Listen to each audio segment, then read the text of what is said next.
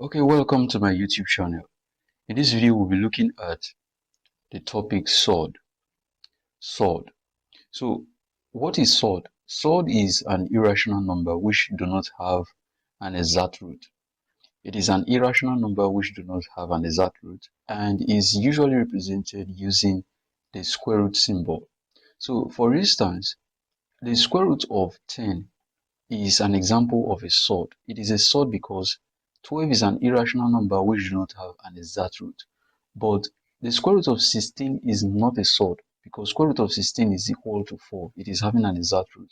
So this is a sword. This is not a sword. So a sword, like I said, is an irrational number which do not have an exact root. If you look for the square root of 12, it does not have an exact root, unlike 16, whose square root is equal to 4. So a sword is an irrational number which do not have an exact root and is usually represented using the square root symbol. So this is an irrational number that does not have an exact root and is usually represented using the square root symbol. So the square root of 12 is an example of a sword. So sword, like I said, is an irrational number which do not have an exact root and is usually represented using the square root symbol. Very simple. So what we're going to look at next is the simplification of sword. How sword are simplified.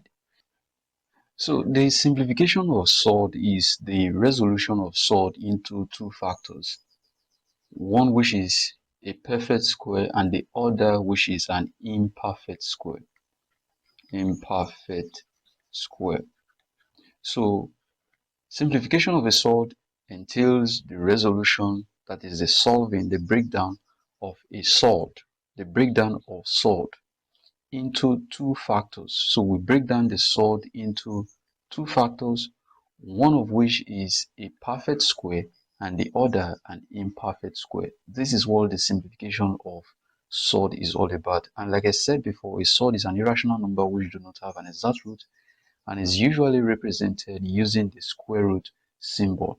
So for example, simplify square root of 8. This is an example 1. Square root of 8 is an example of a sword. Why is it a sword? It is a sword because it is an irrational number which does not have an exact root and is carrying the square root symbol. So square root of 8 does not have an exact root and is carrying this square root symbol. So this is an example of a sword. So to simplify this sword, we are going to resolve or break down this sword, the square root of 8, into two factors, one of which will be a perfect square and the other an imperfect square. And how are we going to do this? To break down this number into a perfect square and an imperfect square, we start dividing the number.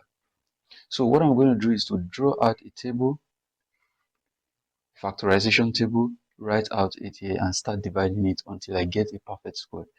So what can go? 2 can divide 8. So 8 divided by 2 will give me 4. So 4 is an example of a perfect square because the square root of 4 is equal to 2. So the two numbers, the two factors we are going to get from here now are 4 and 2. That is 4 times 2 will give me 8. So to resolve this number, to break down this number or to simplify the square root of 8, what I'm going to have is that my square root of 8 will be equal to the square root of 4 times 2. 4 times 2 will give me 8. So this and this are the same. So having done this, the next thing is to split this expression into 2. So this will now be equal to the square root of 4 times the square root of 2. Square root of 4 times square root of 2 will give me square root of 8. So having done this, the next thing is to look for the square root of 4. The square root of 4 is 2. So this is equal to, square root of 4 is equal to 2 times square root of 2. 2 is an imperfect square. It's also a sword. So this will now be equal to 2 times square root of 2 will be 2 root square root of 2. This is the answer for this question. So Simplification of solve, like I said, is the resolution of a solve into two factors, one of which is a perfect square. So we have resolved this into two factors, one of which is a perfect square, 4 is a perfect square, 2 is an imperfect square. And how do we do this factorization? This resolution, it is by factorizing the number, dividing the number until we get a perfect square. So with the understanding of all this, let's look at another example, example 2. And example 2 is simplify the square root of 12. So square root of 12 is an example of a surd. It is a surd because it is an irrational number that does not have an exact root and is carrying the square root symbol. So like I said, to resolve this, to resolve or simplify this surd 12, what we're going to do is to start factorizing 12 until we get a perfect square.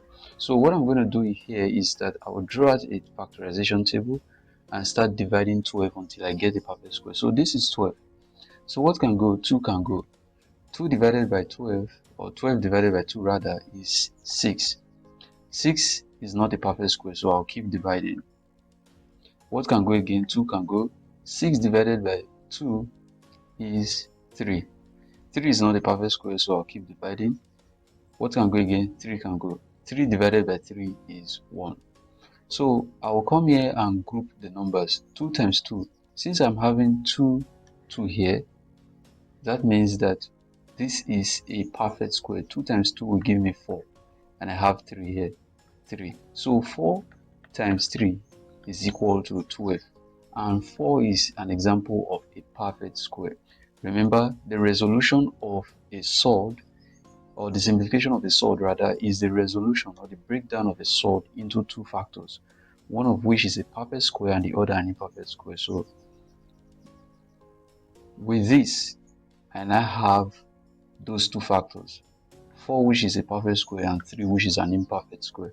So I will come here, my square root of 12 now will be equal to the square root of 4 times 3. 4 times 3 will give me 12. So this and this are the same. So having done this, I will now split the expression into 2. So this will be equal to the square root of 4 times the square root of 3. The square root of 4 is 2. The square root of 3, this is an imperfect square. An imperfect square, and it's an irrational number, so it cannot be squared, and it's also a prime number, so this will be times root 3. So this will be equal to 2 root 3. So this is the answer to this question.